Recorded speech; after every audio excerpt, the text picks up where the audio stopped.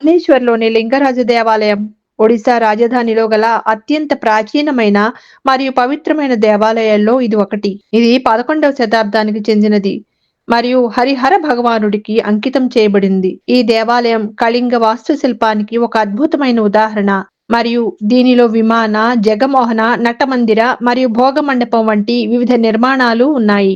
లింగరాజు దేవాలయం గురించి చర్చించినప్పుడు తరచుగా కోనేరు అనే పదం ప్రత్యేకంగా ప్రస్తావించబడదు. అయితే దేవాలయ సముదాయంలో పవిత్ర జలాశయాలుండటం సాధారణం. ఈ దేవాలయంలో కూడా భక్తులు స్నానాలు ఆచరించటానికి లేదా పవిత్ర జలాలు తీసుకోవడానికి ఒక కోనేరు లేదా జలాశయం ఉండే అవకాశం ఉంది. అయితే దాని గురించి నిర్దిష్ట సమాచారం ఈ శోధన ఫలితాల్లో లేదు. సాధారణంగా హిందూ దేవాలయాల్లో కోనేరులు దేవాలయ నిర్మాణంలో భాగంగా ఉంటాయి. ఇవి పవిత్రత మరియు ఆచారాలకు ముఖ్యమైనవి.